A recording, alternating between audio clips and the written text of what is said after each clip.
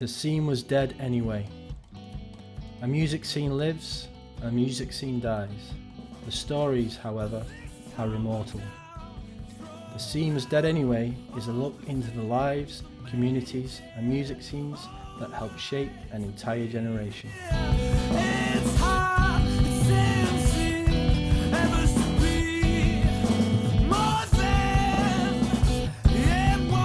Welcome to The Scene Was Dead Anyway. I'm your host, Rick Walland. This is episode number 8, and today I'm joined by Jack Ellis, the founder and owner of Jack's Instrument Services.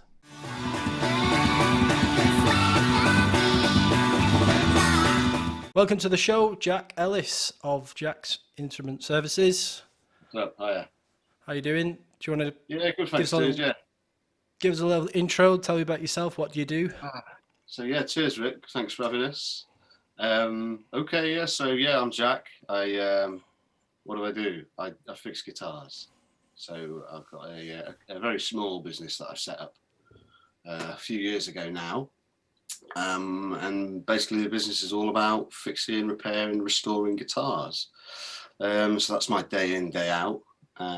But as you know, we'll go through a few more kind of history things about how it started and whatnot, and coming up in the show, I'm guessing. Take it away, Rick.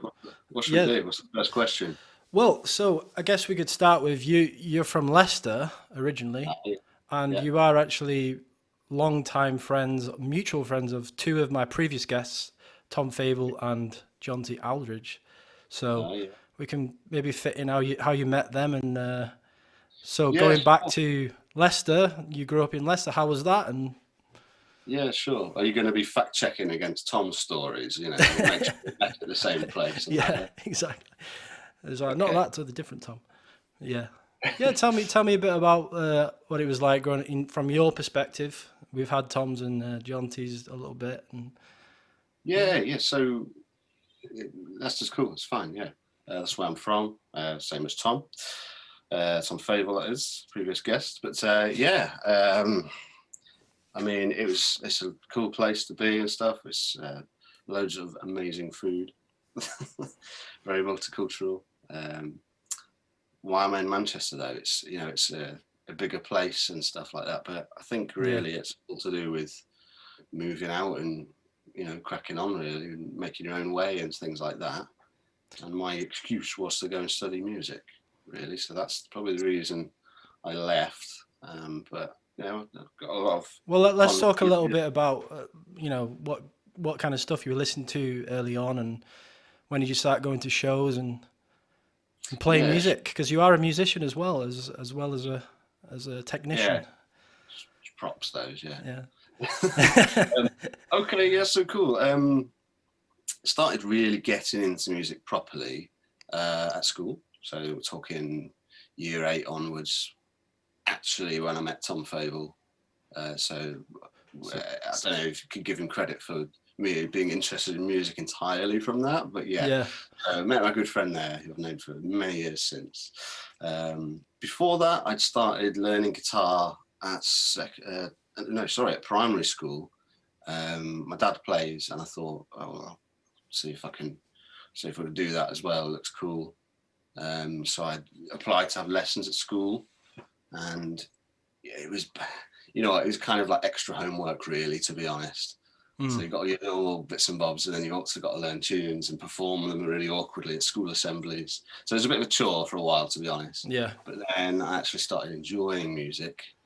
Year 8, year 9, started actually buying albums and trying to learn them on guitar and stuff like that. And then shortly after, me and Tom Fable start to make a racket together. Yeah. He was playing drums at the time, cobbled together a bit of a band with the help of a really supportive music department at Judge Meadow, our school.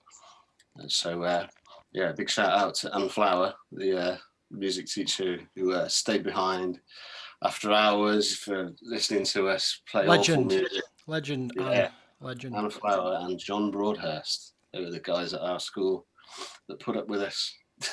So I've actually heard some of those recordings from because Tom started out playing kit, didn't he? So Yeah, that's right. Yeah, Playing it the wrong way around, lefty, buddy. lefty. That's right.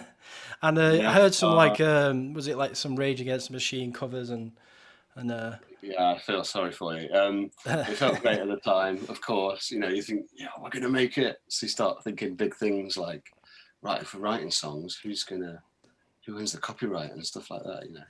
yeah. You look back at it and it's hilarious and stuff, but yeah, And fine, all good fun. so you were just like rehearsing and I guess you're probably a bit too young to start gigging at that point. And Yeah, so when you yeah, came out of high school, I guess, is this when you started, going to shows and stuff? And yeah. Well, I think I'd seen the Foo Fighters while I was still at secondary school at probably the NEC Birmingham, that kind of way. Big show, big performance and stuff like that. So it's a bit of a clue as the kinds of things I was listening to. It would be early on. It would be exciting stuff like Limp Bizkit and Green Day and Sum 41 and Rage Against the Machine, of course. All that sort of angry stuff, angsty music. But onwards and upwards. God, yeah. So at secondary school, I was having guitar lessons from a teacher called Brian Thompson. Tom Favell was also having lessons from him, and Brian was involved with Access to Music. And that's the college course. That came up earlier in a previous episode with John. Of course, yeah. That's where I met John Aldridge, as your previous guest as well. So I'll be honest. I mean, being a little clueless as what to do. 5 years of school. Now what are you going to do? Music looks fun. Yeah. Parents will do it. Let's go. Yeah. We already knew one of the tutors on there, so that was an in, I guess. And it was super exciting and the best. Well, I'll say it's the best choice I've made. It was a pretty damn good course. Really good fun. Yeah, I mean, obviously, in terms of what you're doing now, were you starting to work on guitars at that point and small jobs, just kind of for friends and whatever? Yeah, I owe a lot to Brian Thompson actually, because not only was he a pretty thorough, shall we say, or intense guitar tutor, he also, what I've learned, I've got more things in common with him, practically and stuff, than I knew at the time. So he was, nuts about motorbikes. I remember his Greaves motorcycle T-shirts, and he'd always turn up on his superbike every morning and stuff. But also the guitar connection, of course. But mostly, I think now the value of what he taught me about the workings of guitars is really quite it's really quite special. And very fortunate to have met him because. He actually ran for everybody at college. It was a guitar setup day, so he'd written this. I've still got the ancient document somewhere, but it was a sheet of paper with these amazing scrawlings all over it, and it was little pictures of how to wind your strings and actually lock them properly and how this and that works. And this was obviously my favourite day at college. But what we did is we took in a fresh pack of strings and a guitar of choice, and we spent, must have been 3 hours, something like that, setting them up, polishing the frets in the porter cabin at college. And I was full of questions. I assume nobody else enjoyed it as much as me, but I maximised that. So he was like your sensei, Yeah, like your master. I mean, I've always been, breaking toys and taking things apart as a kid. A Lego kid, a Connects kid. But what I'd do is the motors you'd get with Connects kit, I'd like basically break into them and give them too much voltage, so the toys I was making would run extra fast and stuff like that. Yeah. Actually, on the street I was growing up in Leicester, the neighbours that we knew, they'd have a dead printer or a dead fax machine or something like that, and they just donate the parts to me. So what I'd do is tear these things apart. I don't know what I was doing at all. Just, there's a motor. See what I can do with that. See if I can blow it up with a transformer or harvest, Like bits a and mad pieces. scientist, just experimenting. Big box of electrical organs, basically, that I've harvested out of various dying machines. So that it goes in hand with playing guitar. When you combine those two, you get guitars in pieces. So my poor guitars and my old Yamaha Pacifica Strat copy guitar. It's had 4 sets of pickups in, a couple of bridges, 2 pick guards, a whole new body. It's like a Frankenstein of guitars. Whole new body that I gave it a Danish oil paint job years ago and all kinds of stuff. But that was my number one guitar that my dad bought me some Christmases ago, and that's the neck, the best feeling guitar neck that I have. So that I didn't want to get rid of that. Yeah. So I've kind of it's not here right now, but it's somewhere. I'll never get rid of it, of course. It's like sentimental value, 100%. Oh, yeah, for sure, yeah. That poor thing has been in pieces a lot of its life, and it's kind of been forced to grow up with me, I suppose. So by nature of, let's say breaking my own guitars and learning how to actually fix them again, you learn a trick or two, and then I started pretending I knew what I did and fixing friends' guitars. Started doing that at college a little bit, tiny amount. Yeah. Like 10 quid. I'll do you a setup for that. I'll set it for Chuck us a tenner, mate, and I'll do your setup. Yeah. So that's probably the beginnings of fiddling with guitars and stuff like that. And like I say, I mean, Brian Thompson, amazing guy for that, really. I don't know. Shout out, Brian. I'd like to check in with him and see, but I don't know what he's up to or where he is these days. You see, you're not in contact. So you've not heard from him since since the last day of college. Nah, we had an end of course gig showcase, because we do regular playing your bands and show us the songs you've written, things. But it's a casual, no grades, just have a celebration at the end of the year. And offered to buy him a pint. Didn't want to buy that, so I said, I'm a bit tired. Do you want to have a Lucozade? Tom's like, yeah, I'll have that. Oh no, it was Iron Brew, innit? Iron Brew. Sorry, I'm getting mixed up. So you ended up working. I guess is this your first kind of, suppose professional job? Would be at this place called Sheehan's, which is like a musical instrument store in Leicester.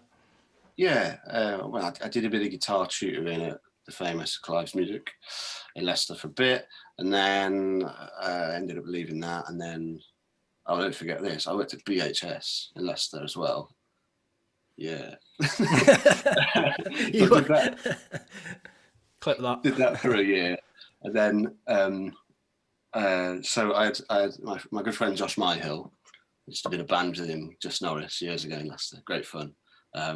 He worked at local music shop, Sheehan's Music, which was, it's been there for yonks, and unfortunately it's not there anymore. It's not in existence. I saw they've closed. Breaks my heart.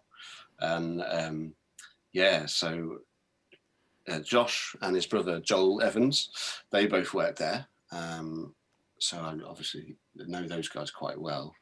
But I remember going in with my CV to Sheehan's Music many times, just basically making a nuisance of myself until I got, an answer, really, as no, go away, we're not hiring, or this and that. But the bloke that I was talking to, he wouldn't give me an answer. He was like, we're currently developing the position of seeing if we need a guitar tech and stuff like that. And then it was like the third time in 2 weeks I'd been into, hi, I won't say his name, hi, have you got any, what's any, I don't want to, give me a job, please. And then Joel, my friend Josh's brother, walks up from the cellar of the place. He goes, oh, hi, Jack, what are you up to? I've come in to ask that guy about a job again. So, is he still not? Hang on a minute. Joel says something to him, and the next thing I know is, do you want to come in on Saturday? Oh, yes, mate. Thank you very much. Finally. Life-changing moment there, for sure. So at Sheehan's Music, based on me having very, very, very little experience with meddling with guitars, they've magically said, okay, you can have a Saturday job. So it was a cellar guitar repair workshop that they had, and no natural light. It doesn't, we don't need it. Guitar repairs don't need natural light. Stick him in a hole. Just yeah. And this fantastic old workshop has been there for yonks, so they've got all this collection of specialized freak tools you've never seen before. And God, you must have been so happy, like just been like, oh, kid in a sweet shop. Yeah. Well, the sweet shop was the old wood store, so there's chunks of exotic hardwoods, and wow, there was like a dead Vox AC30 in the corner. There was a random set of guitar pedals around, and all kinds of bits and parts and random parts drawers of old bits of hardware from guitars of all types and ages. And then they had the mysterious done room at Sheehan's, which was full of the done repairs that are ready to go out. Many of them have just been there for years, and like uncollected repairs and stuff like that. So rich tapestry of all this stuff going on. Why was that then? Why would they not collect them? I don't know. This still foxes me. I mean, if you care about a guitar enough to get it set up, you're taking it out of the house, you're going into a place, you go, yeah, I want to fix this because it means something to me. You agree a price, do the work, and then you never hear of them. Very strange. Don't get it. So they're not caring about it. I couldn't tell you what was going on with those old guitars, but yeah, it's fascinating nonetheless. The main thing was the team, everybody that worked at Sheehan's, amazing, really lovely community. And aside from Brian, my old guitar teacher, I've got to say that the two techs that work there, sorry, that's derogatory, two proper fully fledged luthiers that worked there, yeah, fantastic. So Bob Dayfield and what's the second bloody hell? Colin. I've forgotten Colin's second name. Oh man. Oh no. Sorry. Colin. Yeah. Those guys, they just took me under the wing really. And I remember the first day we had an Ibanez with Floyd Rose to do a setup on, and those bridges, if were a bit fiddly, and they take a lot of things to get them right. And if they're not right, they look hilariously wrong. So they're a bit fiddly and everything. It's a balancing act sort of thing. And I remember Colin asking, "Oh, can you do these? You know what you're doing?" I was like, "Yeah, leave me with it." And I got it done, fine. Wouldn't like to look at my work, today. I like to think I'm better than that now, but I wouldn't like to see what I actually put as output that day. And then it was either the same day or the next shift. I did a refret, and the refret was for Joel, the bloke who hassled the shop staff and got me the job. So I, payback for Joel. I gave him a refret pretty soon after. Nice. That was terrifying because, I could do setups and wiring and bits and bobs like that, but a refret, that's pretty permanent. That's pretty serious. Was that quite a intricate kind of technical job then? Would you say? Yeah. So it's pulling out all the frets out of the fretboard without chipping it and ruining it. Then you've got to prepare the woodwork, get it flat, get the fret slots ready. Then you've got to you've got to pre-bend the fret wire. You've got to prepare it and do all kinds of funny things to the ends if it's the right kind of guitar. Hammer them in, glue them, then fret dress them, then do the fret ends. And the fret ends is really, it's not easy. You've got to develop a technique to get them looking consistent, because you can't unfile the fret end. If you filed it too much, it looks crap, and he's stuck with that then. Oh, okay. So yeah, that was, cheers Colin, because Colin guided me through that one, and man, yeah, that was quite a scary task, especially so early on. Yeah. But he's still got the guitar, has Joel, and you know what? Actually, a month or two ago, I serviced it again. And the frets are okay. It's not that bad. Wow. So what's that, like 15, but something like 15 years on, isn't it? Or 13 years or something? So it will have been 2006. 2007 maybe I was at Sheehan's. So yeah, It's still going strong, that guitar. So yeah, I think I haven't got a clue why they let me lose some people's guitars at Sheehan's. Looking back, I didn't know what I was doing, really, to be quite honest. But I like to think I learn fast, so yeah, with some good guidance, I've got I've got a lot to. Yeah, you probably just showed a lot of passion and enthusiasm. So it was like, let's get this guy trained up. Let's get him. Yeah, and coming from BHS, bloody hell, yeah, that's that's a dream job move. Dream job move, coming out of just a department store and then moving to the best thing ever, basically.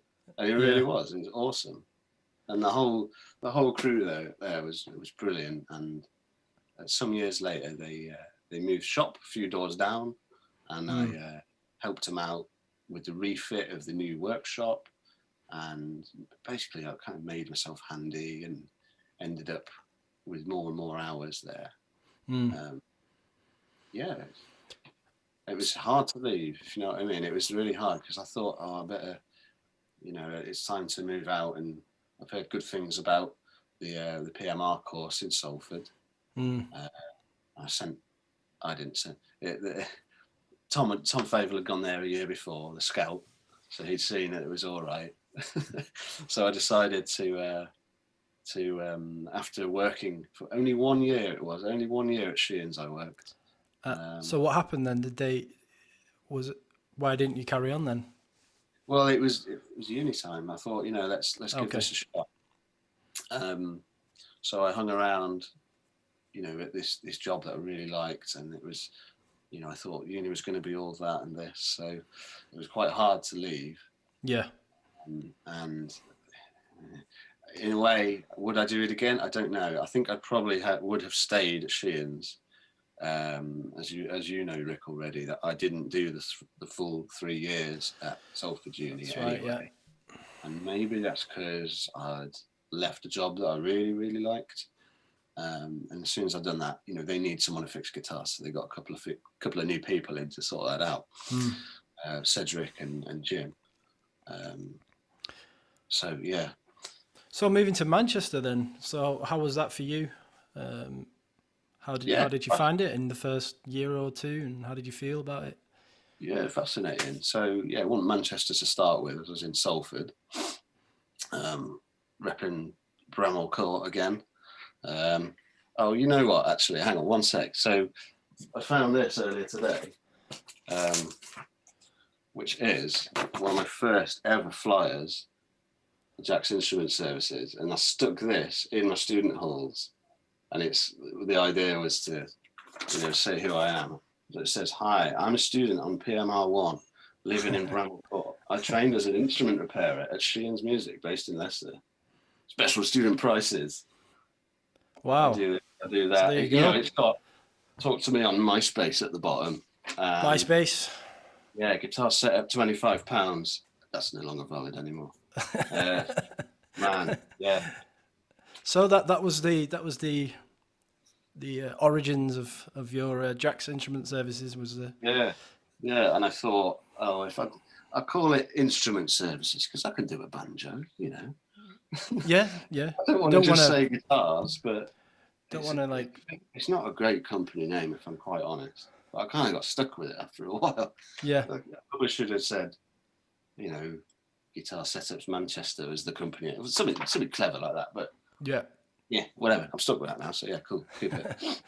So in terms of you were also on the same course that I did and Tom did and John T, which was popular music and recording at the University of Salford. Yeah. How was it for you then? I mean, obviously you didn't finish it, but tell me about your experience. I loved it and didn't love it at the same time. I was a Path B student, which meant you get to choose Path A, Path B. So my choice was to go down the more recording side of things, so recording, engineering, mixing, mastering, that sort of thing. So yeah, it was great to move out, start a new life, basically, up in Salford, start to make my own way, and yeah, I loved being amongst a ton of musicians all the same age, doing the same thing, of course. Being in bands. I mean, imagine, it's great, isn't it? Imagine, earning a grade from just being in a band and doing band things. Great, brilliant. Why wouldn't you love that? That's great. And yeah, fantastic. I particularly liked, I think, the acoustics lessons with Phil Brissenden. Yeah, So I did Pathway A, so which I think I do regret slightly, because I think it would have been more useful to learn about recording and stuff. And yeah, yeah, well, it's a hard choice, isn't I it? don't know. At Which the one time, you I have? enjoyed it. I enjoyed Pathway A. Yeah, It was good fun learning how to sight read and feeling a bit, like I was saying, like a microcosm of being a session musician. Yeah. yeah. So I didn't get on with the musicology stuff. I thought, no, I'm not really what I came here to do. Um, so what caught my eye was the acoustics, as I said, learning the speed of sound in different materials and standing waves in a room and how to calculate this and that, and yeah, loved that. And the recording side of things, so letting you loose in the studios and what does this mic do and how does this affect this sound and a few things. So that I really liked that, but the half of it I didn't like so much was the theoretical music side of things. I mean, I felt, it sounds really arrogant, but I felt like I knew everything I needed to know to make music that I liked at that stage. So I found it hard to have quite a strong personality as my tutor as well. Saying everything you've learnt before, forget it. The kind of cliche thing to say, really, isn't it? First day of uni and that, if your tutor says that to you. But yeah, forget what you've learnt before. It's all incorrect or whatever. who was that then? Tim France. Oh yeah. I knew it was Tim France. Yeah, you dropped him in it, not me. I doubt he'll listen to this, but you never know.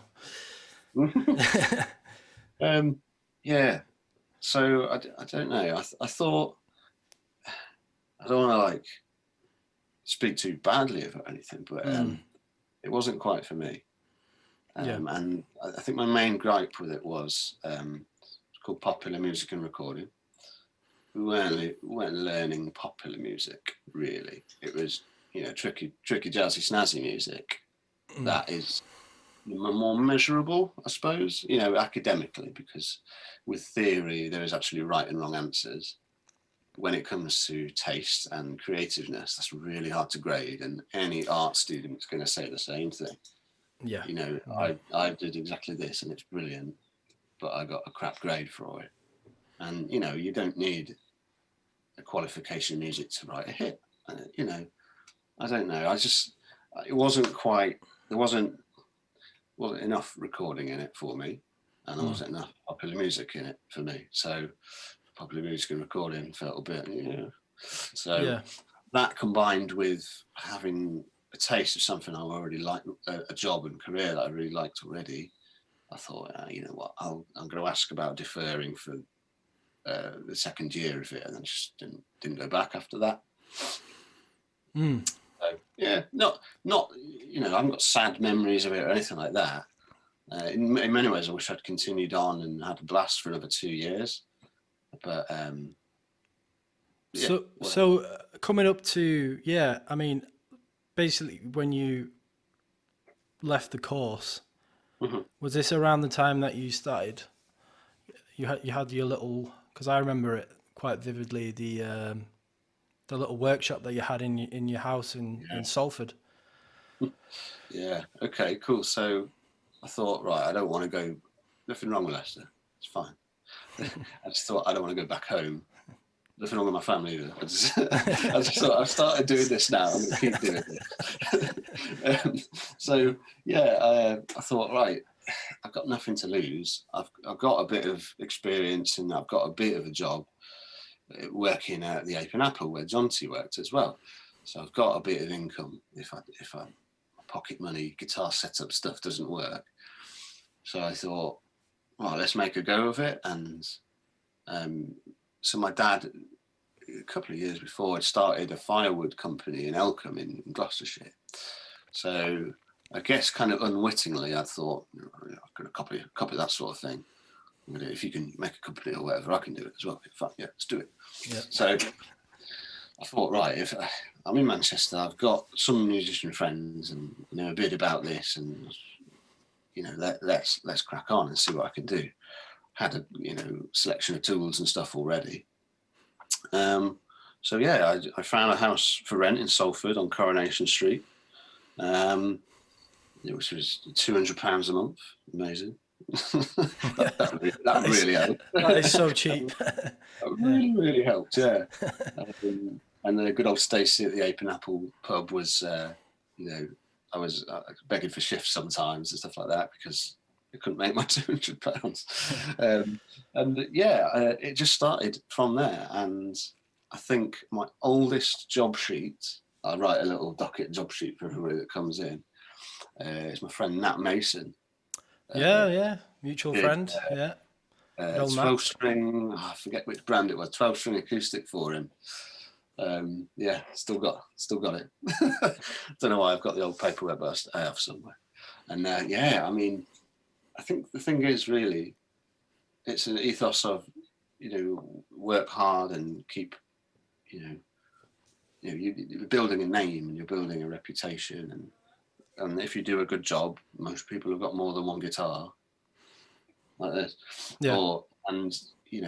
If you've got one guitar that plays good, you go, oh man, these ones don't, so I better get those sorted out. So if you've been, a decent bloke and worked hard and explained things well, things naturally snowball a bit, really. Combined with any spare time I had when I was, looking at my workbench going, oh, I haven't got any guitars to do. It was time that I then spent kind of hopelessly flyering places, going to the XR, what was it called? XR Music Services, which is now, it's been renamed. It's at Brunswick Studios, it's called now. They let me put a few flyers up, was awesome. A place where a load of bands hang out, brilliant. Yeah, that's great, yeah.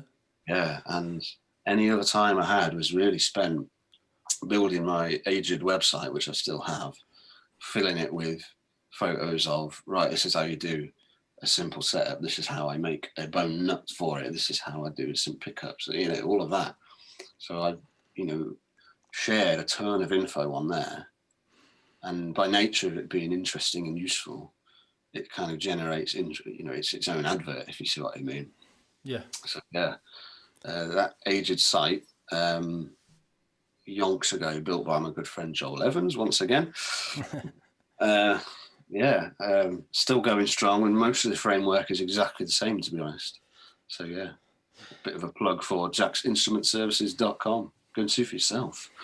So did you envision your company grow into what it is today, or was it just kind of, you were just really happy what you were doing, you were just building your kind of presence and reputation and it? No, I didn't imagine where it would have got to today at all. No, not at all. I thought, I like fixing guitars. Let's do that and see if I can make some money from it, really. And see how I can help out and see what nerdy improvements I can make to guitars. Yeah. And take some more interesting, exciting tasks on with weird hardware and weird things I hadn't seen before. So yeah, great. So guitars are good for that. So at the point at which you did in fact decide to move to an actual kind of workshop space that you have been at since, how long now has it been? You've been there? So I started the company 2009? And I've been in that workshop for many years now. I was at the house in Salford for 3 years, and ever since then, I found a spot in Cheetham Hill, and a fair rate on rent, and the landlord doesn't care what you do, which is amazing. So I can make as much noise and sawdust as I want, and I've got a drum kit set up in the corner. So great, I get to make a racket all day long. Brilliant. How did you find that space then?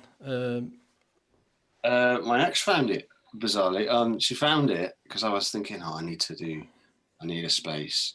I can only, do my hobby sort of business from home for so long before the landlord goes and know what you're doing.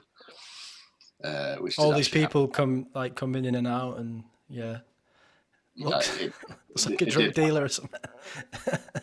Fiona, my old landlord, was a legend. She was wise to what was going on, and that's definitely, a contradiction of the tenancy agreement. Oh yeah. She turned a blind eye to it enough for me to get rolling, basically, and I'm so glad she did. Eventually got the space in Cheetham Hill after finding it on Gumtree or something like that, and I at that same point, my good friend Kieran started working with me as well. So that was yet another reason to have a dedicated space, bigger than a tiny box room in a third floor of a terrace house in Salford. Yeah. Which did be fine for a number of years, but this is certainly better now, let's say. And so I guess at that point is when you really started to kind of take off. Like your reputation was growing, you were getting more people coming, more jobs coming in. Was that the kind of point where you decided, I need a dedicated space, a proper workshop? Yeah, for sure. I mean, in terms of accommodating a friend working with me, that puts a whole new spin on things. And I had his grandfather doing the boring account stuff for us as well. So really amazing. I don't have to do that. Yeah. Fantastic. So all of a sudden we had a chance to build a purpose-built area for it in a room with little rules as well, which was great. So me and Kieran putting grafting shifts to build this and that, storage, tooling, all those kinds of things, and kitted the place out in our own kind of shanty town sort of way. MDF Castle is what we built, basically. It's still standing. It's not fallen burnt down or anything. It's doing great. And since then, really, it's been more of the same, to be quite honest. So after Kieran, I got Tom Mills working with me, who's still there. Kieran left, and then I got Adam Dolan of Dolan Custom Guitars working with me. And the newest recruit is Steve Leggett. And these guys are all as nerdy about guitars as me. And, I work alongside them, each of them every day, really. And I'm really glad that they're into guitars in such a good way, really, because, I depend on them a lot for seeing the jobs through and making sure I've got a nitpick constantly on this and that.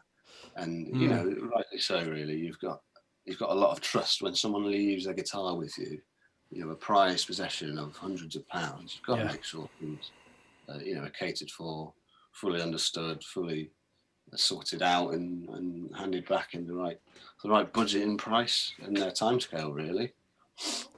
So yeah, man, it's quite an undertaking. Yeah. And, it's not right. It didn't feel right being a boss at all, to be quite honest. And it's still very odd.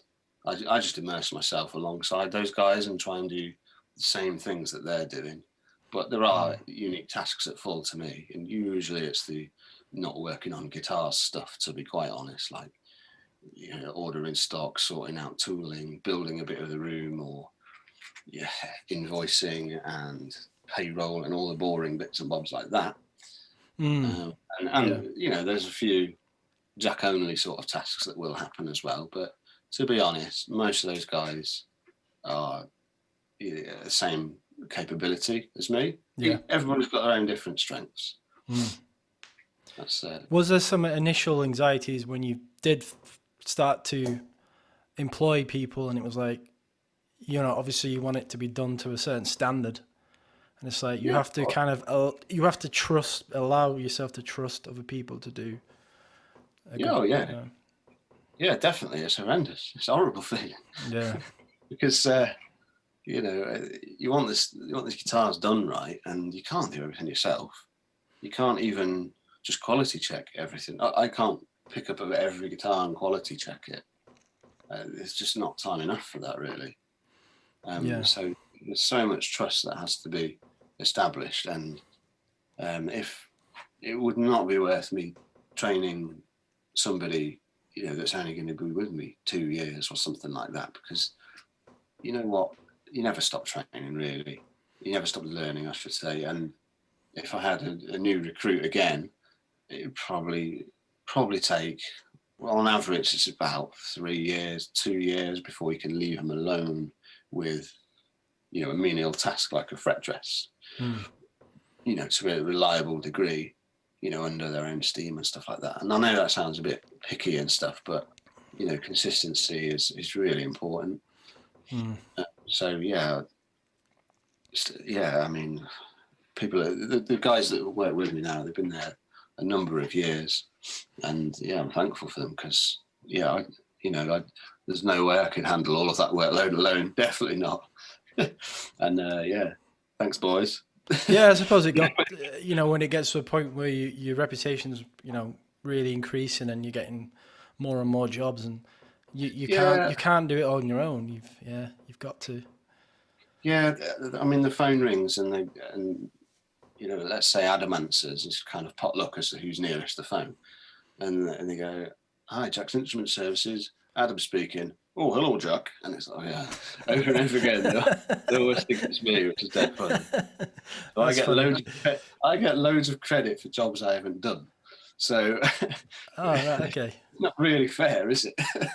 But I mean, what we do when handing guitars back, if someone's poured their heart and soul into a restoration or something, I'm not going to hand it back. I'm going to let the guy who did it, go on about it and bore the customer to death with all the fine details of this, that, and the other was had to be done, or whinge about what was really hard to do. So, in terms of let's talk a bit more kind of technical. What's this kind of standard job you get in? Can you explain the process and the methodology? Okay.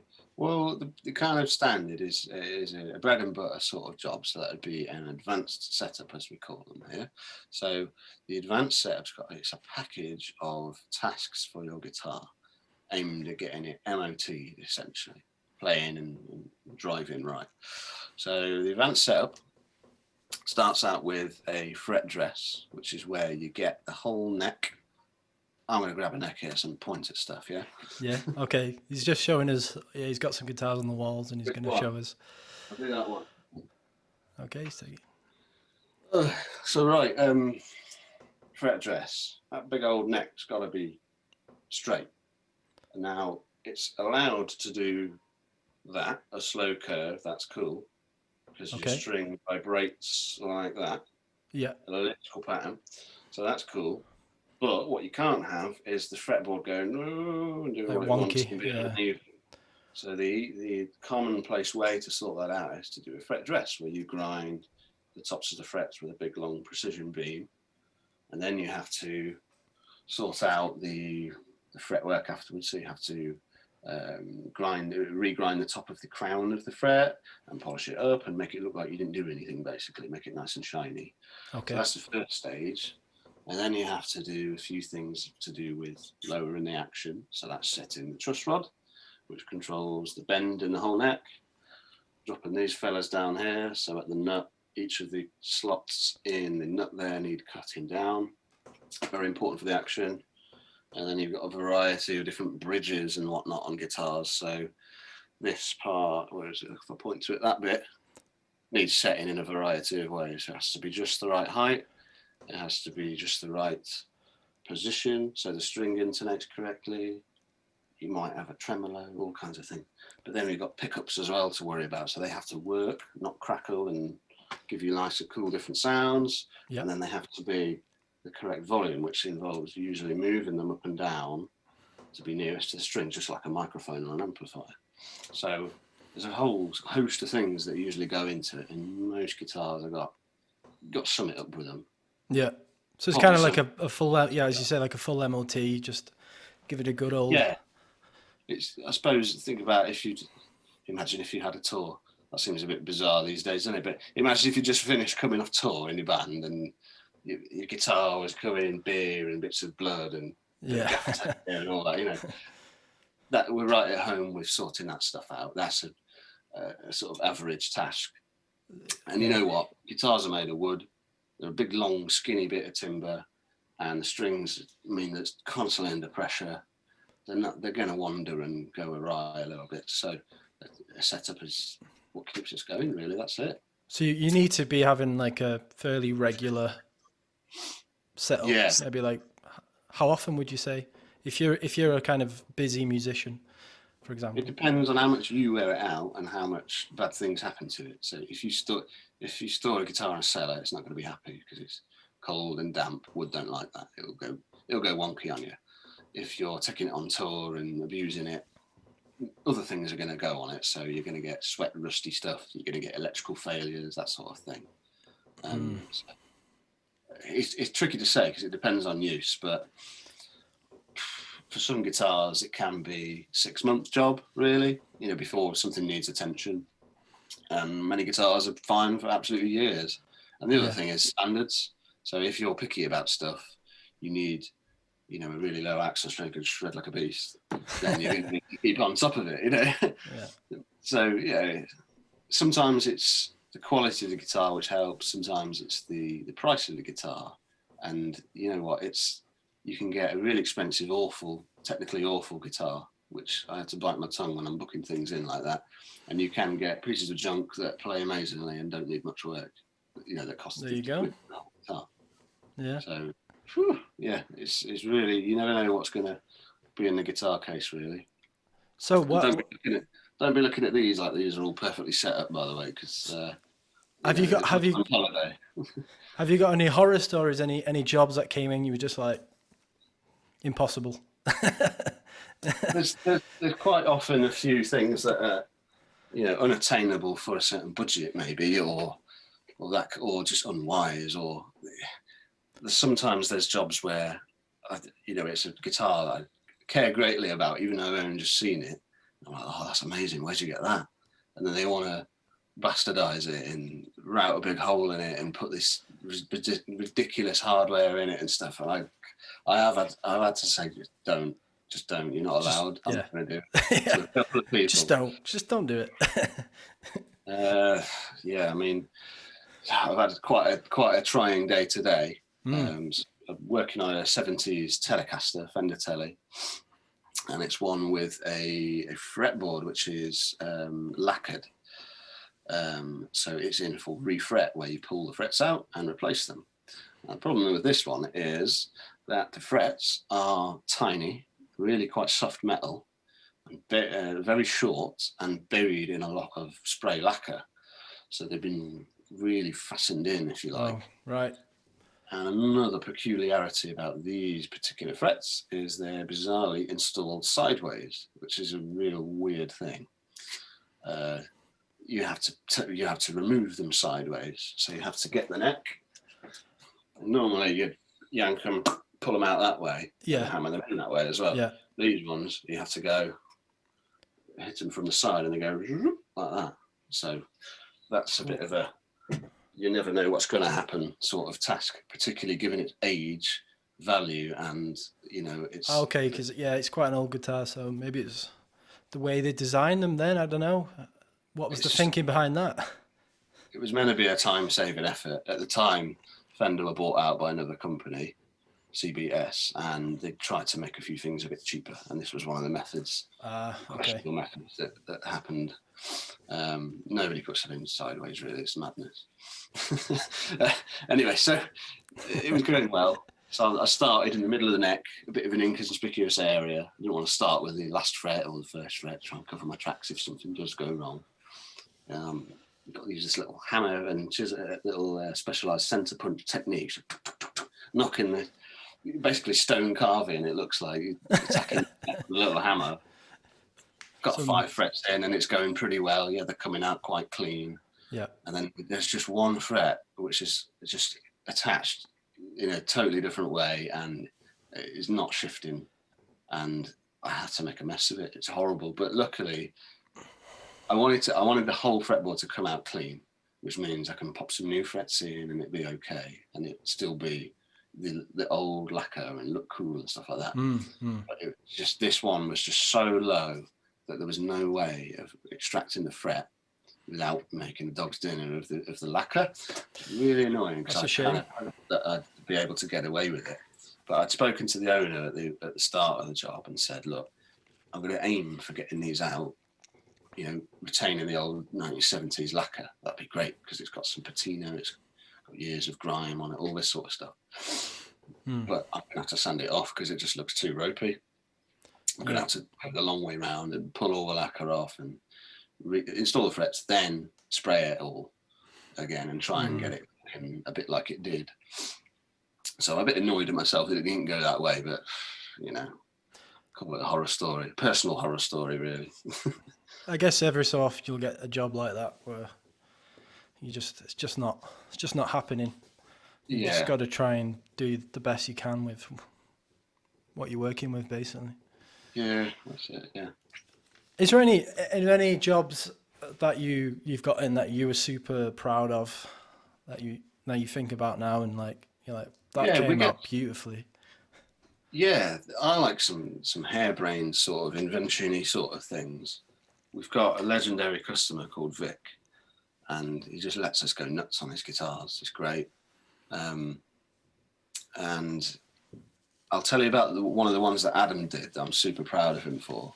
Now, what he had was a Jazzmaster, which is similar looking to that bass, I suppose you could say. Quite traditional, quite a big body. And this was the most Jazzmaster you've ever seen. It was just like textbook. Couldn't get any more jazz than that. Yeah. It is the master of jazz, that guitar. So he says, I don't really like Jazzmasters. Oh, man. See, he's got a super expensive, American-made, cream of the crop Jazzmaster that I've got to un-Jazzmaster for him. Okay. So he says, I don't like the shapes on it.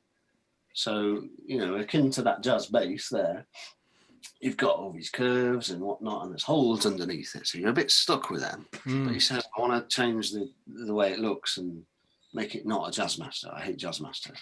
Man. So I've got to destroy this lovely guitar. So I kind of I started off the project and kind of hatched an idea. So what we ended up doing, me and Adam, we put in 3 huge Jazzmaster pickups, which are quite whoppers anyway. Put them at an angle so it looked extra cool. Adam found this bizarre pickguard material, so he made a new plastic scratch plate for it, and it's like this horrible garish tiger stripe that I thought, oh, really piss him off, see if he likes this. That makes it look a bit different. But this guy Vic, he loves it. He just loves what we can do, and he loves us getting excited about things. All right.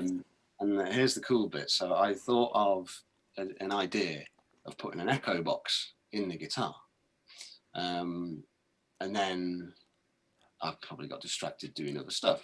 So I tasked Adam with finishing this.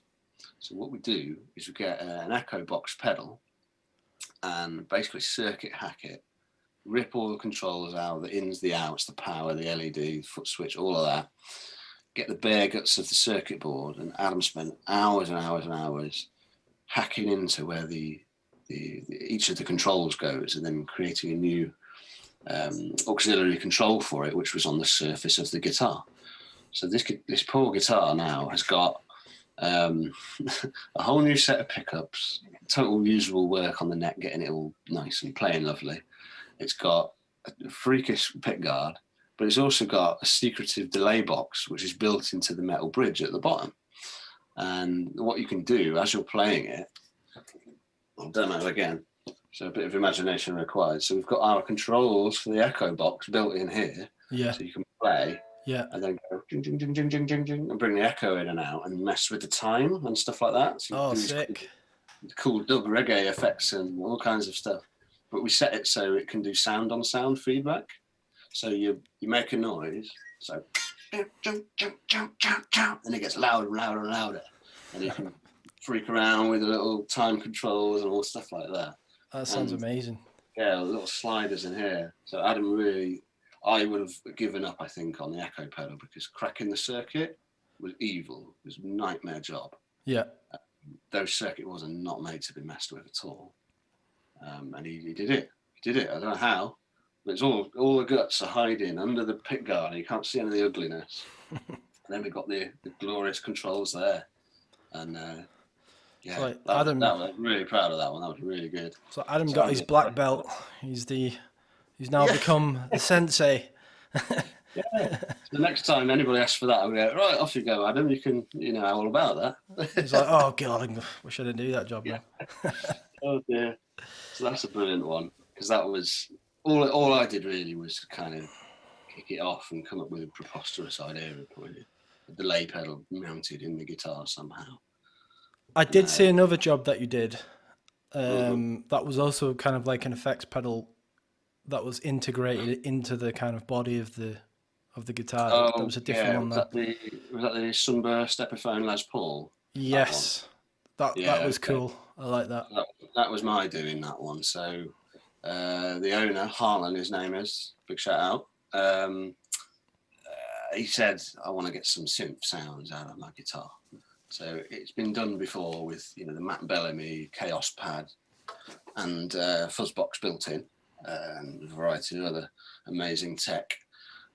We decided to go a little bit more traditional. So what we went with is bastardizing a ZVEX Fuzz Factory, which is the same pedal as Matt Bellamy used or uses, don't really know, and an octave pedal. So you get some horrendous square wave sounds. It's basically not a guitar signal anymore.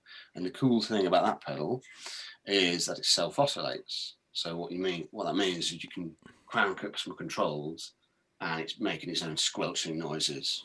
You don't even need to touch the strings anymore. It's great. And when you play,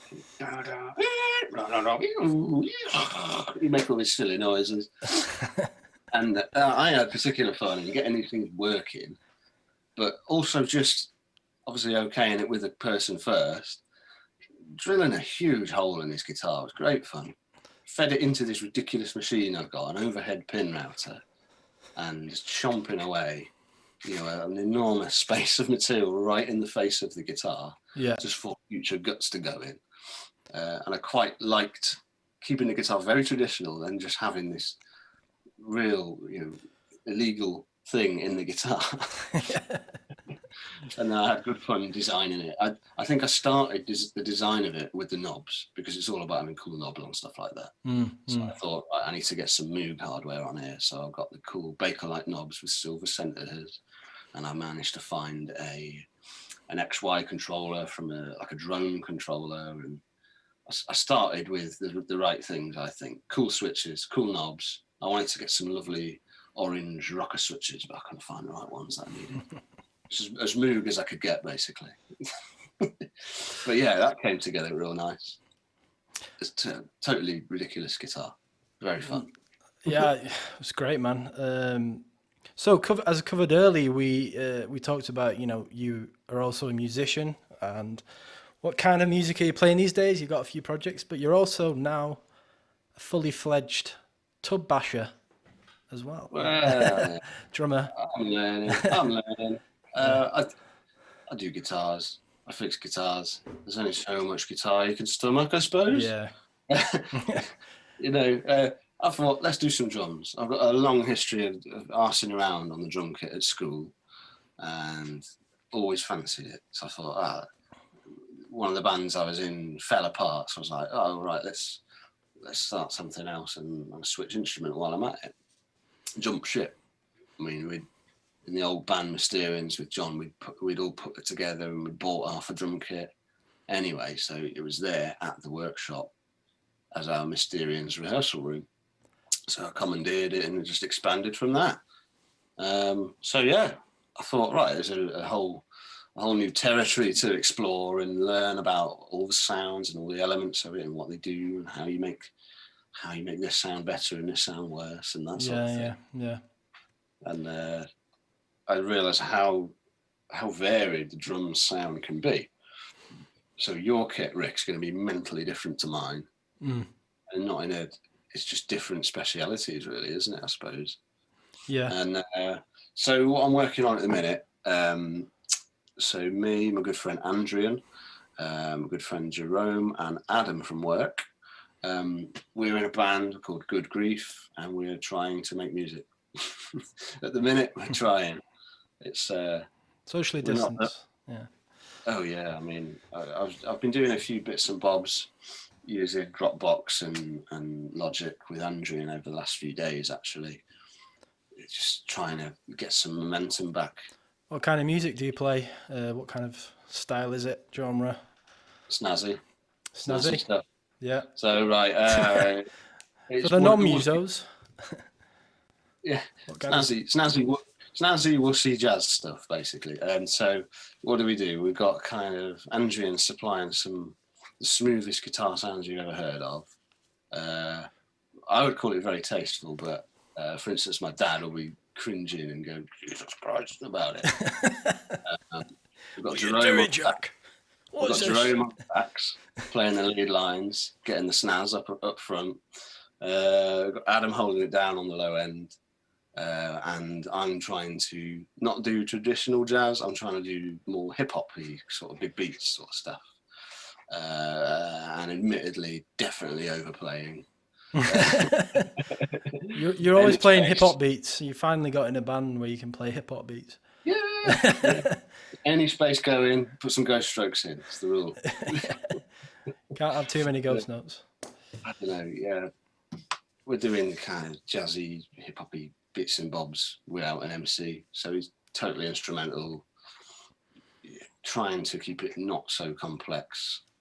Trying, hooks, loops and riffs, that sort of thing. Difficult to describe, ain't it, really? But yeah, that sort of stuff. Yeah. But I wanted to ask you just to slightly diverge or digress, because we kind of touched on it a little bit about current restrictions. The pandemic, how's that been? Well, it's not been good, has it? Let's be honest. But in terms of your business and stuff, how have you managed to keep afloat in these strange times? Yeah, tell me about it, man. Well, it's madness, of course. But what we've seen at work doing the guitar repairs is, for a start, we're able to work because we've got a decent enough space where we can avoid each other quite easily. We all, as it turns out, are in quite insulative housing arrangements anyway, not big families and, no house shares, nothing like that. And anyway, we've got a customer area that I'd very handily built in like January, February. Anyway, so we have a place by the front door that folks can come in and drop their guitar off, and we've got a sneeze guard up and all that sort of stuff. So that means that we were able to crack on, to some capacity at least. It's very unstable and unsure, of course. Thought, even if it's just me, that only me has to come in, I'd still do that, if it was allowed, government-wise. If I'm going to get chased by the police and shot on the way, I'll probably stay at home. Sniped. God damn it, guitars need fixing as well. So work-wise, in terms of stuff coming in, it's been sketchy, definitely. So on one hand, no musicians have got any tours or anything like that, so they can go, I'll get all my stuff sorted out that I've been meaning to do. And on the other hand, there is the renaissance of hobbies. So folks going, I've always wanted to learn guitar. I better get that one out of the attic. And it needs, it's only got 2 strings left on it, that kind of thing. So it's been quite a lot of just getting started style jobs for people. Oh, okay. And there's been a sustainable amount of stuff coming in. And with 3 staff, you've got quite a lot of responsibility. So I was stressing out big time at the start of lockdown, the first, and thinking, right, how am I going to keep everybody paid? And then thankfully the furlough system comes in. I'm like, Jesus, right, great. Now I've got something I can fall back on. So Adam's partner works in a hospital. So straight on furlough with Adam for mutual protection, really. And it's basically just forced me to be super flexible. And how can you plan anything? How can you expect anything? But luckily, we've had enough guitars to just about to do, which is good. Yeah. You know, I even cleaned things and sharpened the chisels. You know, it's quite weird to have a bit of time. Well, it's good to know you've managed to. I mean, it's a case of just getting on with it and coping as best as you can. Yeah. Yeah. You also have another. You've also started another little kind of side business as well, haven't you? Called Tiny Yeah. Tone. Yeah, so Tiny Tone is it's the sister company. So what I've done is built another part of our shanty town, which is the workshop. So it started out as the MDF castle, and then I've got a reception area, and I've got some more guitar benches over there, and then I've got a pile of cases over there. And at the back, there is a new room, which is MDF walls and a tarpaulin roof, luxury. And that is Lifestyle. and that is the Tiny Tone HQ. So Tiny Tone, what is it? So it does basically manufactures guitar parts. So our speciality is making the pick guards, really. So that's your decorative plastic plates for the front of guitars, and it so turns out they're mailable. So what you can do is take it off your guitar, post it in, tell us what changes you want, change the color, change the pickups. Nice. We'll cut it out, post it back to you. So that's been really good, especially over lockdown, because it's zero contact and that's great. Yeah. all remote. And the other thing we do, at Tiny Tone is custom wiring stuff. So again, I don't need to meet people. It's nice to, but I don't need to meet people for that. So you can post things out. So that's there was a crossover at first with doing that stuff at Jack's Instrument Services, but being its own entity, its own company, has really helped, because it's now got its own website and it's now got its own focus and effort on it.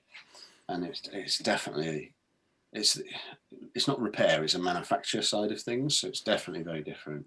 And it certainly needed its own breathing space as well. So Steve is currently employed pretty much full time at Tiny Tone. I was going to ask you if it was just yourself, just doing the business. Yeah, boring, but as director, I can float between the two and best place myself depending on what's needed. Yeah. Steve's got it. He's got it at the minute. He's cracking on and making a load of bits of tiny plastic all over the place where he cut out pick guards. So yeah, he's probably got a ringing headache from the router today because he's been at it. I wanted to ask you, do you have any advice for, I guess, running a business, starting a business? Any fledgling entrepreneurs that are watching or listening to this, from your experience, running a business, starting a business, and a successful business. What are your Well, thank you very much. It's tricky to give advice, but in my field, what I'd say, if someone was going to start doing a guitar thing, I can give you advice on that. I mean, the main thing really is 100% effort and making sure you're happy and you've done your best. And if your best isn't good enough, you're going to have to improve on that. And, effectively kind of look after people. Really. So if they want mad thing X, Y, Z doing, you've got to either find a way to do it or give them the best advice and come out with a solution that you can actually deliver properly and reliably, consistently over time.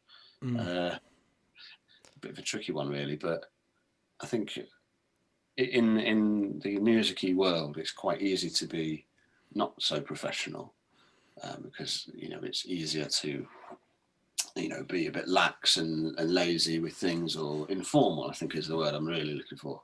But when it comes to it, it really does matter. And in my world, it's high value, high sentimental value items that you're being trusted with.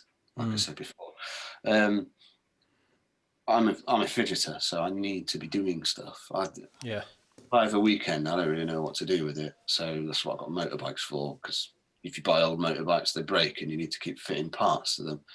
So that's what I kind of end up doing. But otherwise, if in the early days when it was only guitars, I'd need to be doing something productive, and be it messing around with the website or developing this or coming up with an idea for that or inventing some kind of tool, jig, or something that would help me improve a task or offer a new service, that kind of thing. I just kind of found myself, against my will, really, being forcefully creative and coming up with useful stuff. Yeah. I'm not really sure. It's tricky. Yeah, I think it's hard to kind of say. I mean, we don't want to get into the kind of YouTube thing of going 5 tips for a successful business, because it's not always the same, is it? Some people will use the same formula, they use the same methods, but they don't get the same result. Now the way I've done things has not been, take over the world sort of tactics. It's just been, I like doing this, and let's find some people that also like doing that as well, and we'll see if we can survive doing that. Yeah. And I've not taken out loans or anything, extensive ad campaigns and that sort of thing. And to try and maximize, I could potentially do that sort of thing, but I'm not really in for that, to be quite honest. If I wanted to get rich quick, I'm in the wrong industry for a start. Finances, probably. Yeah, if you want to get become a banker, that's where the money is.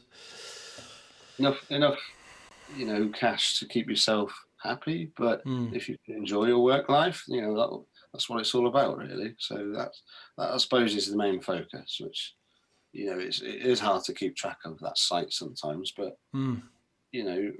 work life, work is a big part of life. So find a job you like, really, I suppose. I think what stands out for me about you and your business is the kind of care and the attention to detail that you have for people's guitars and basses, and that really comes through, and that's, I feel, a big part of it. And obviously the passion that you have for doing what you do, that I feel that's probably a big reason why you've done so well as well. To a degree, I can't help myself because I've got to leave no stone unturned and that sort of thing. But it's an obligation when you've got somebody's thing to work on. You just got to do your best, really. And I'd feel very dishonest if I let something out the door that was lacking in some way. And it's not worth your hard-earned cash if you're not totally happy with it, really. It's definitely a big part, for sure. There's one question that I've been asking all my guests. I have rephrased it slightly. In your opinion, what do you consider selling out? I mean, it's like we're digressing quite a bit from what we're talking about, but it's because it brings up a lot of interesting opinions and responses. What is selling out? Okay, selling out in a musical context. Yeah. So, what would you define it as? So it would be, well, the influence and interest in the money side of things. So solely focusing, or at least focusing on what's going to get you the greatest financial gain. So what sells best? Let's do that. So then, therefore, the soul goes out of things, and the creativeness falls by the wayside in replacement of formulas, I suppose. Now, deliberately selling out or not might be another thing. So a good example would be latter day Biffy Clyro.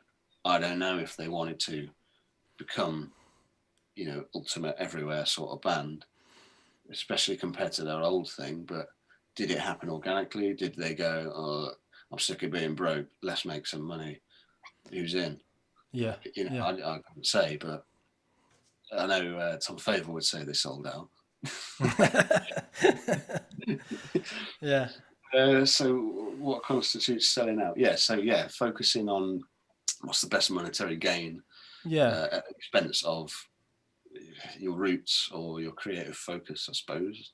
Yeah, I guess the whole thing surround. I mean, obviously, we could talk about this. This could be whole another podcast about economics and stuff. But like with the whole Spotify thing and Amazon, and I mean particularly Spotify, there's the whole thing about them basically paying artists nothing. Yeah, it sucks, man. You know, but then you get people like, say for example, Joe Rogan. He signs a sponsorship deal or like an exclusivity thing with Spotify, and God knows how much he's being paid per episode, and you know. But it's like, if I was in that position, what would I do? Would I say find, no? Or yeah, it's only just come out because it was it's early in the year, but December time, Spotify were rolling out, here's your data dump. So you listen to this much country music and you listen to this artist the most, and look how good you are, that kind of thing. And people were sharing it like a badge of honor. And I don't know, man, it's, yes, you've listened to that much music, which is fine, but it's Spotify, so you're basically not really helping out artists at all. And I don't like that music's become this commodity. It's so cheap and accessible and on demand everywhere. Way back, if you were having a luxurious dinner and you'd have, a quartet in, amazing. Imagine that. That would really add value to the meal and the restaurant and the reputation. Whereas now, you get a cab and the radio's on, and you get a kebab and the radio's on or whatever. And it's nothing anymore. And yeah, I can pop an album on and crack on doing something, and I still like to what you'd call deep listen to music. So not exactly sit in a darkened room with a glass of whiskey and crank it up, which I do, but I do like to deep listen and analyze and hear things, that the real subtleties in the music, and either from a technological standpoint or a theoretical musical standpoint, it's quite interesting what you can do. But I do like to, I'm an album kind of guy, so if there's a song I hear, I'll go, I better explore that whole package and see what's there. I've never liked shuffle, which didn't work for me. I do appreciate a DJ set, if it's well selected and well procured, great. But I'm more about exploring what that artist is about at that time and what they're trying to tell in the whole album package. So I do like that. I mean, yeah, there is an oversaturation of bands and music, and because it's so much easier now to record. And At home, at home, accessibility of everything is so much easier now than it was, say, don't want to generalize, but 100 years ago. I'm going to turn mine back on you, Rick. I'm going to interview you now. So what do you think about artists selling their entire back catalogue? So Shakira recently sold her entire back catalogue for a cash out, basically. And what does that mean? What does that say to you? Because she's not the first. There's quite a lot of folks doing it. Well, I mean, it depends the position you're in. I mean, she's already very successful and has a lot of money. So what are her motives for doing that? What are the reasons? You think it's possibly because streaming just don't pay? And particularly at the minute, you can't gig, really. So that stinks. I want to cash in. Maybe she's at the time of life where she wants to retire and have a lump sum of whatnot. Maybe it's that. I don't know. But is it a depiction of the state of the music industry? What do you think? This is the problem I have, is that if I was in that position as well, would I be like, take the moral high ground and say no? And but it's like, if I need that money, or I have that choice, who am I? Who can, people can't judge me for making that choice and that decision, and I don't know what I would do in that hypothetical scenario. Yeah, I mean, you can do what you want with your things you've created. That's fine. You could twist your whole fan base and release an awful album deliberately. Fine, whatever. But you can do what you want with your stuff. But I think what's more alarming to me. There's a trend of high-profile artists selling up. Not selling out, selling up, and it feels a bit givey-uppy, if you see what I mean. They're going, I can't make this work anymore. I tell you what, I'm going to cash it in and move on and either start afresh with a new set of songs, Yeah, whatever. I don't really know. yeah, and these big companies are coming in now with huge sponsorship deals. Amazon, Apple, Mhm. Spotify. They're saying, "Tell you what, we'll put all your work on here. We'll pay you a huge lump of money here." It's like, how do you turn that down? I mean, it's difficult. I think there's the temptation, I suppose. It's a totally personal choice, and I wouldn't judge anybody for doing it. It's your stuff. You can do what you want with it. People attach ownership to their favorite album that they grew up with and stuff, but it's not yours, is it? You borrow it. So what about? I just remembered. I actually started getting into Louis Cole. All right, yeah. This guy. What do you think about him? Yeah, I love Louis Cole. Yeah, amazing. Um, you know what? Andrin from Good Grief and my good friend Dan Monk and Sam, my fiance, we all went down to the to a gig just before horrendous lockdown #1, and it was at Band on the Wall, and it was fantastic. So what he did was, it's basically as DIY as you get. Loved it. So So tell support. us a bit about who is Louis Cole and what kind of music Oh he right. plays So yeah, for people who don't know. right. Louis Cole is a mental drummer, producer, songwriter guy. So previously he was in a band called Noah, Knower. Couldn't spell them. Noah. Co-fronted with Genevieve Artadi, amazing, talented vocalist and songwriter, and she was actually the support for this gig, which was a whole other different world of music that she's producing on her own. Anyway, so he recently got some fame from creating these DIY videos, like kind of crummily filmed in a Wolfpack kind of way. Just makes it all the more adorable. Where he's in his house and he's making a beat, and you can see him reach and press loop, and then he goes and runs downstairs and gets the sticks out and starts playing kit, and then it pans round and it's all his mates playing the whole horn section and stuff like In the this. kitchen. Yeah, Yeah. it's great. He makes all these fantastic, like high energy, intense, rich, rhythmical masterpieces that are kind of messy in a brilliant way. And I thought, well, how the hell is he going to do this on stage? And it's great. It's really humbling. So you look at the stage, and there's a drum kit, there's a keyboard, there's a laptop, and a mic. That's about it. So he's running, God knows what, Ableton or something, and he's creating some loops, and you can see him creating these things. And normally with like loops and stuff like that, you think, oh, I've seen this before. But he just put so much personality into it, taking the piss and having a laugh, and it wasn't forced or anything. It was just an extension of his mental personality. Loved it. It was, but both. They're all insanely talented musicians at the same time as being Yeah, really yeah. funny It and was.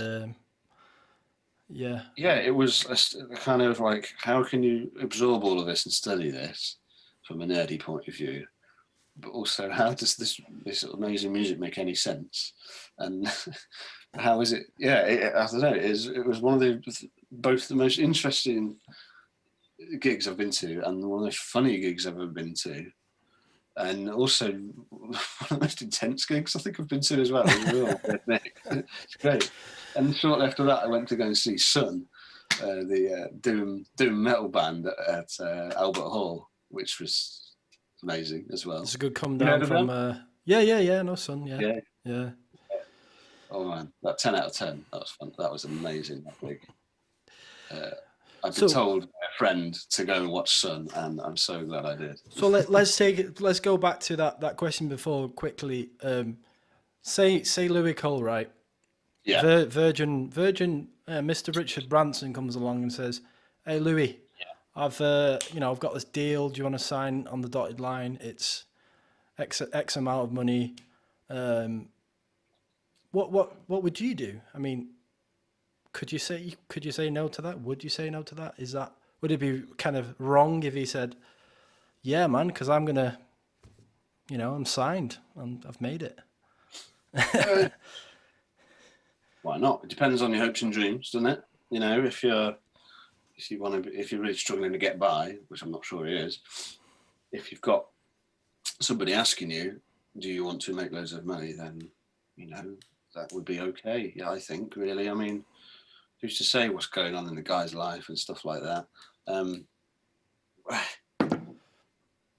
It's I don't know what to say really, but I wouldn't consider it a negative. I mean, No. Somebody's been given a platform to further themselves. That's not a bad thing. Yeah, exactly. Yeah, in terms of if the contract means that you can't do this and you sound like this now, and we're going to sell your soul and stuff, then it's got, you might alienate some fans, and you might not, be who you are anymore. So that, there's all kinds of things that a deal could entail. Yeah, exactly. I mean, I kind of saw a little bit of that with Everything, who are a Manchester-based kind of indie rock pop band. Like I played with them with my old band Samuel Sharp a few times before they got signed, and then Wow, yeah. they got signed, and then it was like that was it. They were touring all the time and playing sold out. Manchester Apollos, and you know, I'm just really happy for them because Yeah. I think they were good, solid band, No. and made Well, wrote good songs. And yeah, I've drawn a lot of influence from them in an old band. Yeah, we're basically trying to rip them off, really, I suppose. number one influence and all that. so, last question, then we'll wrap it up, Jack. What are your goals and your ambitions in terms of yourself and Jack's instrument services, and say for the next 10, 15 years? Or do you not think in that way? Do you just live in the moment? So I'm awful at planning, really. I'd say a general, I think, would be the way. So I think, okay, some short terms. Me and my fiance Sam, we're trying to get married. We've got a date, we've done everything, and pandemic, keep having to move it, and Yeah, that's it. unfortunately, yeah. So yeah, we've got a new date in November, so I'm damn sure looking forward to that, and I Great. really hope that everything comes together, because it's about time. Congratulations, Yeah, when it happens. she's downstairs at the minute watching people murdering people on telly or something like that. So short term that. I mean, I think in terms of general, it's do more things that make me happy. I think really. I know that's a bit vague, but it is what's most important. I mean, work-wise and stuff like that. I think I've given you a good flavour of that already, but my ethos is, work life is a big portion of life, and graft till you drop and all that. So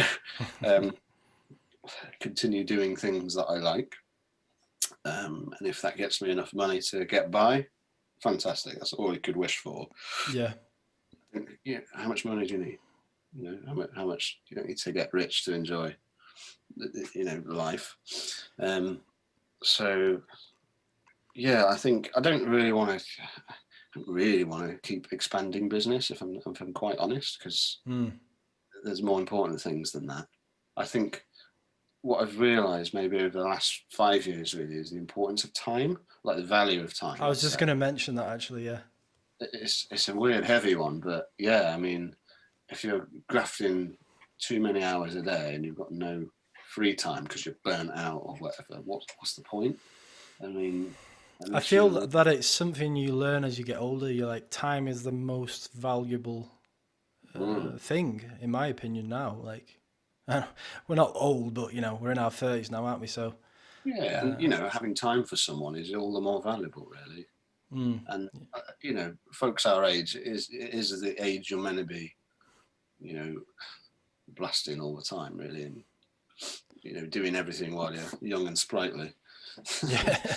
Yeah. Carving a career for you and all these other social pressures, but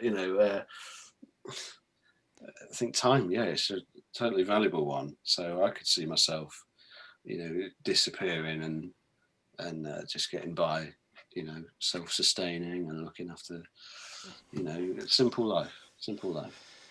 Great. Well, thanks so much, Jack. I really enjoyed this, and good luck with everything, the business, and hopefully the wedding will go ahead with the pandemic passes, hopefully. I can't wait. Feeling good. Feeling good. Rick, mate, a pleasure. I love loving these podcasts. Of course, Oh, I've been thank you. watching. Thank you so I've much. been watching, of course, and yeah, awesome.